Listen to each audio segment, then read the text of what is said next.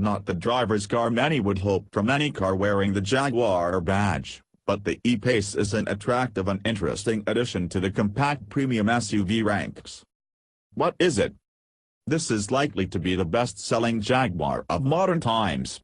The F-Pace already shifts more units all by itself than the Jaguar in its entirety just 6 years ago, and the E-Pace is likely to eclipse the F-Pace in the same way as the Porsche Macan eclipsed the Cayenne.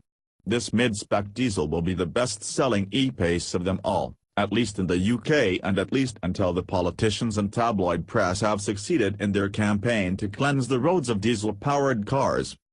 Powered by a 177 bhp specification version of JLR's ubiquitous Ingenium motor, it offers the same fuel consumption and CO2 emissions as its 148 bhp sister when similarly configured with automatic gears and four-wheel drive. Front drive is available with only the lower-powered engine, although, in reality, even this car is front-wheel drive until slip is detected at the rear. Otherwise it is as per every other E-Pace, a car derived from the Land Rover Discovery Sport, which itself was a highly developed evolution of the old Freelander whose architectural roots could be traced back to the platform developed by Ford for the Mondeo among others. It's built by Magnus Steyr in Austria because all of JLR's UK SUV plants are already running at triple shift, 24/7 capacity. What's it like? So much more convincing than the flagship petrol model.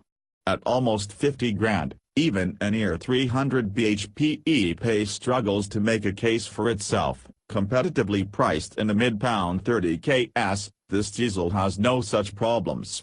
It's an attractive car inside and out, although lacking the more elegant proportions of F-Pace.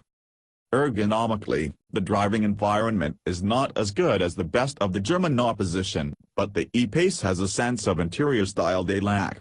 Just remember that the car looks larger than it is, and you should satisfy yourself entirely that there's enough space in the quite cramped rear cabin before taking the plunge. On the road it's good enough for its class, but those expecting a proper Jaguar driving experience should manage their expectations. For all the guff and the press pack about the symphonic score of the engine and the car's alleged ability to make the road its stage, by traditional Jaguar standards it's a fairly mediocre thing to drive. And if true performance isn't just measured in figures, that's just as well because quick it ain't. With manual gears it ducks under the 10-second barrier for the 0 to 62 miles per hour run with just a tenth to spare.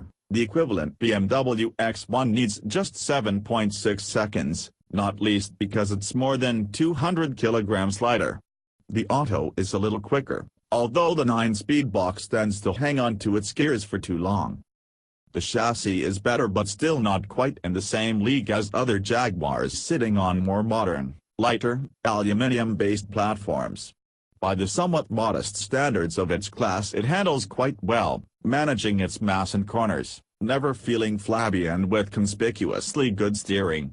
But it's only been done by nailing down its body movements on its dampers and roll bars, which means the ride, especially at low speed, is good enough but no better. But none of this can obscure the fact that, in normal use, the E-Pace actually provides a pretty pleasant place in which to pass the time.